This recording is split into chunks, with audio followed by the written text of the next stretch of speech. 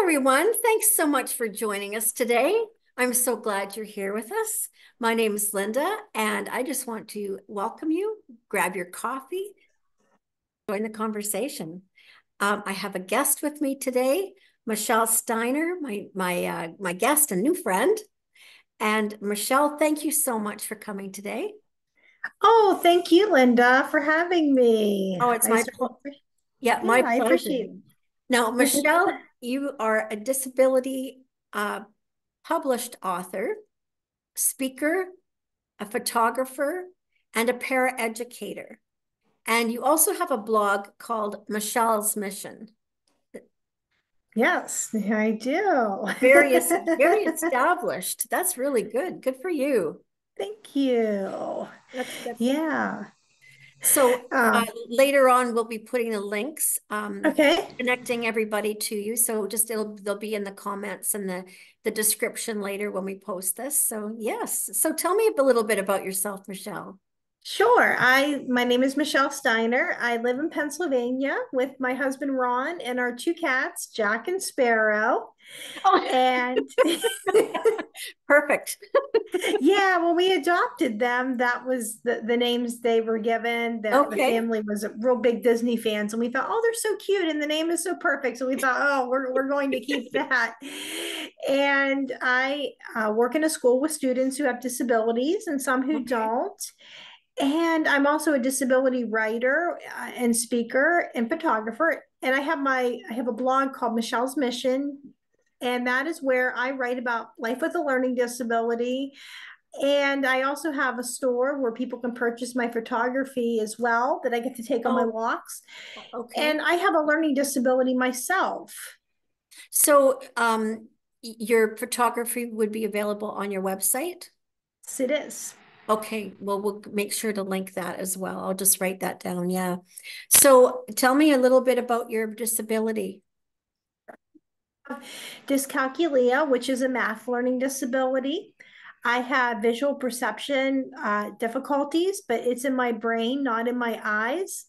And I also have limited hand dexterity in both of my hands. Yeah. So what does that look like to do just normal day-to-day stuff? Math disability can be really difficult with things such as budgeting. That can be really hard, Mm. like how much money we have and how much money we're spending. If I'm at the store, it can be difficult to. It's always a surprise when I get to the register, which I'm sure it is for everybody nowadays. But for me, it's really a surprise. I'm not able to calculate that, especially if you give me a credit or a debit card. But if you will give me cash, I can kind of get a range. If you give me $20, I can see the money going, and that helps to give me a visual of that. I'm not able to tell time on the face of a clock, so I have to use Okay. my Fitbit for that. I also mix up concepts, directional, east, south, west, north. So it can be really hard to read maps. Anything Mm. math related is tough at school. All the kids know, do not ask me for help for math with math. I cannot do that. And those are some of the things that involve with having the math disability. The visual perception, that is more my reaction time. It's not, I can see fine, but it's just trying to get that reaction time. And I'm not able to tell my right from my left very well. I get that confused a lot, and I'm not able to drive. And I will flinch if objects will come into my field of vision. And the limited hand dexterity, that wasn't diagnosed until I was an adult, but everything made a lot of sense after I had the diagnosis. Okay. We always thought, yeah, my handwriting was poor whenever I was a kid. We just thought, oh, well, that's just a part of the learning disability. But we found out that I have limited hand dexterity in both of my hands at an evaluation they did on me. And that makes it hard for me to unlock things. Anything involving my fine motor skills can be really difficult. Okay. Opening up jars, opening up lids. And that was actually one of the inspiration for me to write my first article of not being it. I can remember I was standing outside the door of my house and I couldn't open it up. And that was one of the uh, the inspiration to get my first article written and published. Okay. So are you okay with large motor skills? I still struggle with those too. The part of that is the disability, but the fine motor skills are really tough as well. Okay, so that's doing up a button or Mm-hmm. what about putting on makeup? That can be difficult too. I can put the basic stuff on, but trying to do like a lot of the stuff with the eyes, like eyeliner. I mean, I there are some things I can use, but yeah, it can be tough. That's a hard one to do. I remember I was in a play and they're like, "Oh, you have to do your makeup with your eyes with eyeliner," and I was able to do it, but Oh, it good for you. yeah, it was basic. Good for you. And there'd be tricks that you've learned over Yes, the years too, I'm sure. of course. Mhm. Yeah. Velcro instead of laces, likely. I do laces, but then my shoes do come untied a lot, but we are able to just tie them in, figure that out. But yeah, we didn't think I was going to ever learn how to tie my shoes. I didn't learn how to tie them till third grade. So, But you learned. but I learned, yes. You learned. They're not Very good. always the on the tightest, but we can do it. Yep. Very, very good. So now you have you had difficulty in your younger years. I did. I was diagnosed with a learning disability whenever I was in kindergarten.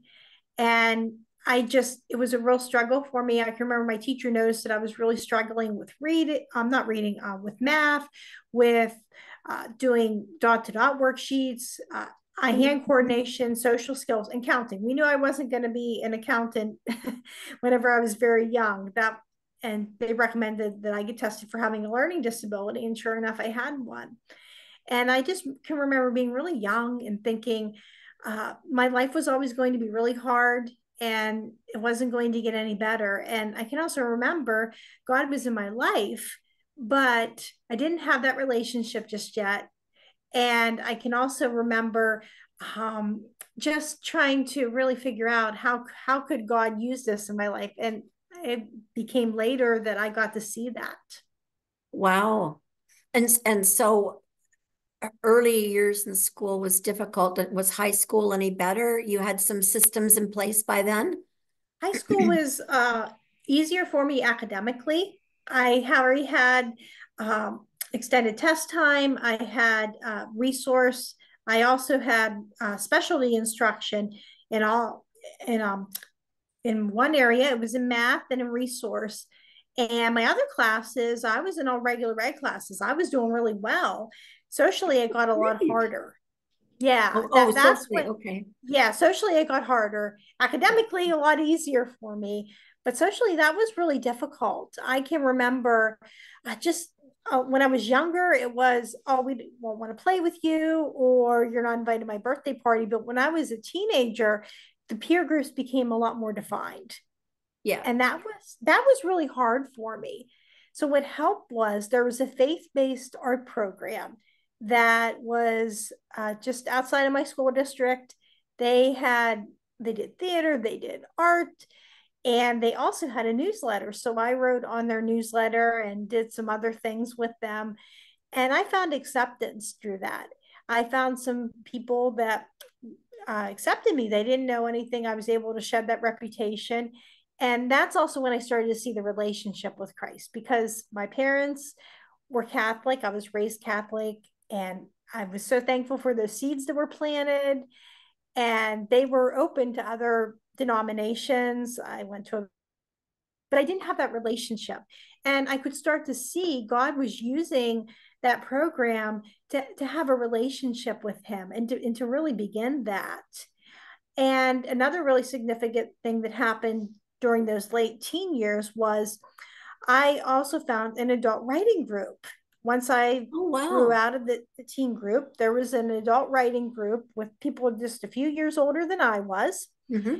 and they accepted me. And I can remember I would come in and I had a friend that told me you should really write about having a disability, and I said, oh, I don't think so, that's too personal.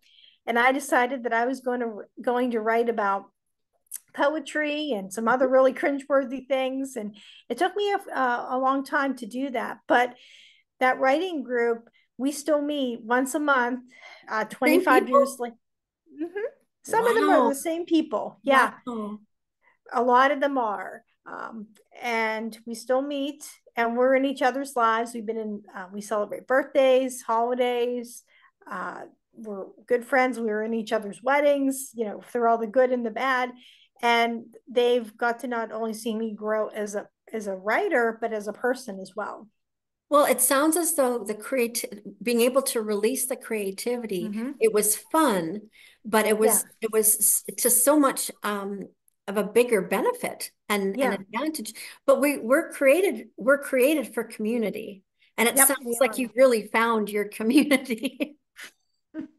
Yes. I That's really have. I mean, yeah, definitely. I was so grateful for that to have that community and of shared interest and just some really great people. yeah, well, share the interest and share your lives, like you said. Yeah, And that and exactly. that's the difference, that um they're able to be part of your life and you can share your life with them. Yep, exactly.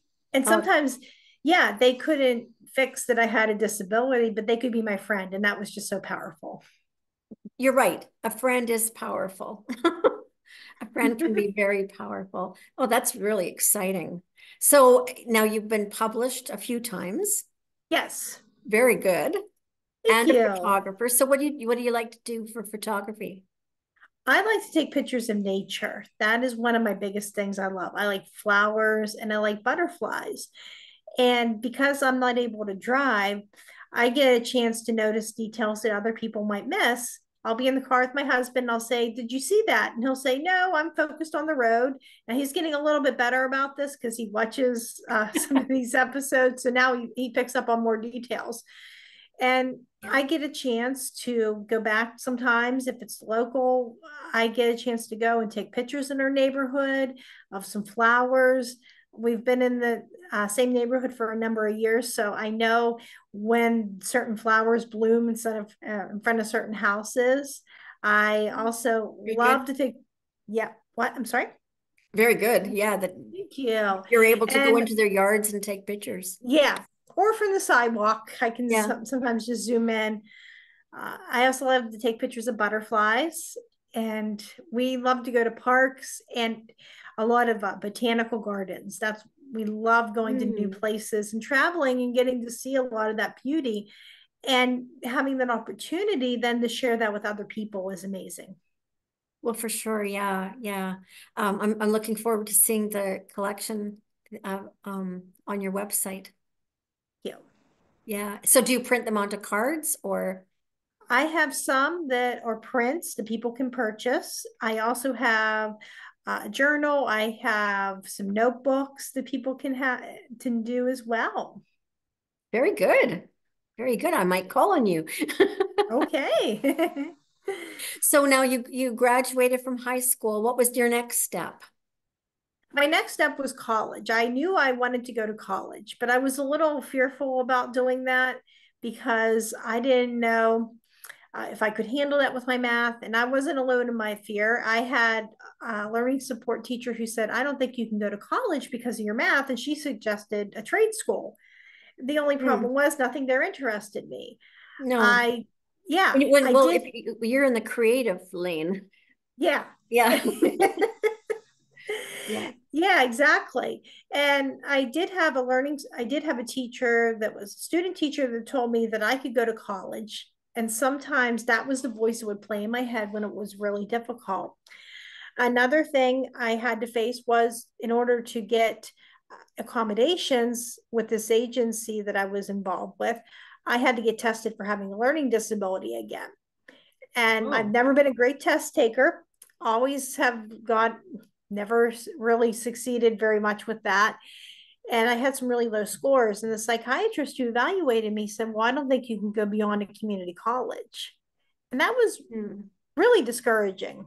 Well, that puts a limit on what your dreams are too. Yeah.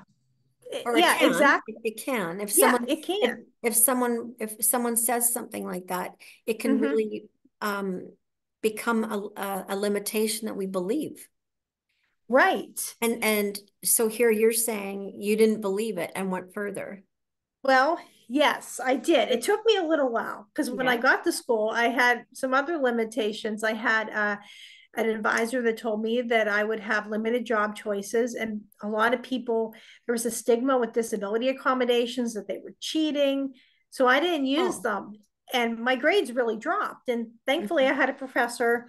I was in a class I was really struggling with, said, okay, why don't we at least get you extended test time? I took her up on that. I passed her class. I didn't do well. I was able to get my associate's degree in early childhood education. I Very good. moved, yep, thank you. I Very moved out good. on my own. Yeah. I was glad to be in an apartment and having that independent living because my parents lived out in the country. So I really couldn't go where I wanted to. And I was working some temp jobs and life was good. I also started going to a church. I wasn't Catholic and I was happy with where I was at, but I always wanted more for myself and sometimes be careful what you wish for. For financial reasons, I had to move back in with my parents. And that was the time when I could just feel God moving me to go back to university. I Oh, found a university. program Okay. Wow. that had the least amount of math and science possible. I also was able to graduate debt free because I was able to get back involved with the agency that provided funding and for college and testing. Didn't have to get another eval until a couple of years. And I even had a ride to campus. My mom was at a church dinner and she was talking with a relative who worked on campus and said, well, oh, sure, I'll take her, no problem. And I had a ride, so I didn't have to live on campus. Love how And God it was, provides. yes, definitely. Yeah. And I used the accommodations that they offered. I used a note taker, I used extended test time, and I was able to advocate for myself. And I was able to I made Dean's List for a semester and I Wow. graduated. Wow. Yeah, Good for you. Good for you. thank Wow. you. And I graduated with a bachelor's degree despite being told I couldn't do it. Oh my gosh. So you've got a Bachelor of Arts? I have a bachelor, of science and community programming for Americans with disabilities, and that is the service end of special education. Wow. Good for you, Michelle. You know, That's very, yeah, that's a huge accomplishment. thank you so much. Good for you. Yeah. So you proved everybody wrong. Yes, Well, not I have. everybody. God knew all along what he put in you. Mhm. Yeah. Yep, exactly. He knew that it was going to work out and the right timing and the right program. And after that, I changed a lot too. I was really negative before a lot of this happened. I didn't think I Oh. could do anything. I didn't think God had a purpose for my life. But when I got my degree, afterwards, I thought, oh, God does have a purpose, and there is a reason behind all of this. Well, and just to be able to fit, I mean, to get your bachelor, I mean, that's Hmm. you'd have developed so much confidence. Living on your Yes. own, you develop confidence. Every Hmm. stage we go through that it's a challenge and then we succeed, you learn confidence in that and how capable that you are. Definitely. That's great. Wow. So what is it that you do now? Now I work in a school with students who have disabilities as a paraeducator. And that's just so rewarding to be able to do that. I love being able to help students with their work. But I also love to show them how to advocate for themselves. A lot of times we have Mm. students that come in and it's like hearing a recording of myself. I'm working with sixth graders, and a lot of them will say, I hate having my learning disability.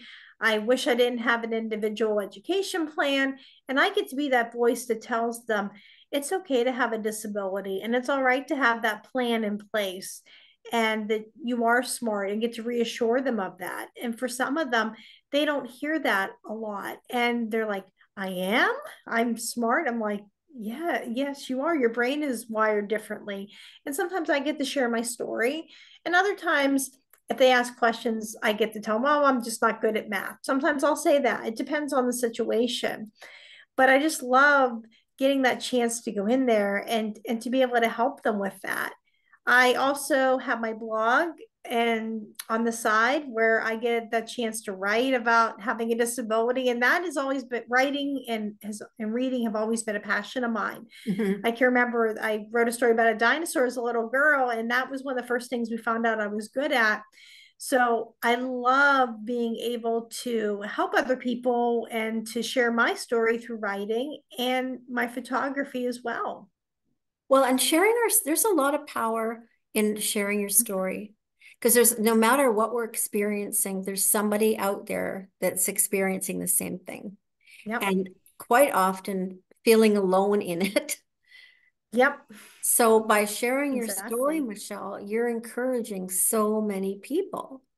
It may not be the person that's hearing it, but it might be um, the mother of a child who's experiencing the disability, and just to give them some encouragement.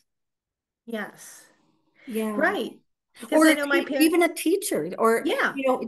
that just and having um like it's good to get a diagnosis, Hmm. but not always good to have a label. Do you know what I mean? Yes. There's Yes, that definitely. can be down. That's where we get the limitations when we start putting labels on people. Right. And we But start saying because they have this is all the further you will go. right. And that's And happened to people too. So yeah. your voice and teaching people to Hmm. advocate for themselves is Right. allowing them to see past the limitations they think they have. Right. That's very Yeah, powerful. exactly. That's very powerful. So have you had lots of speaking engagements? COVID, I had more in person. I had two of them. I spoke at a women's empowerment breakfast, and then I spoke at a disability symposium, and that led to some Oh, contract great. work now. Yeah. And then COVID happened. And after that, I've just had a lot of luck with virtual speaking events. And I really enjoy doing podcasts and virtual things. Yeah, that's really good. It's funny how COVID shut us down, but it opened us up in a new way. Yes, Because it now has. there's more international connections, Yep, where I never would have thought we'd be speaking from all over the world, and sharing ideas and sharing dreams. And it's been really educational, but really hopeful too. definitely. Yep, I love it. Yeah. So, well, I'm really excited about your story, Michelle. There's just and you're married? Yes, I am. How long have you been married? We'll be married for 9 years in June. Well, So congratulations. That's great. thank you. That's great. Is there anything else you'd like to share with the people who are listening? I would just love to encourage people who have disabilities to be able to know what they want and to be able to find a way to be able to achieve that. And to remember that success doesn't always come in the package that you expect. Sometimes it comes in something even better. Oh, I love that. That's really good. Yeah, that's really good. Thank you so much for your time, Michelle. It's been great to get to know you, and I'm sure we'll hear more later of your story. Thank you, Linda. It's been a pleasure. Thanks again, and we'll see you next time. Yep. Bye-bye for now. Bye bye.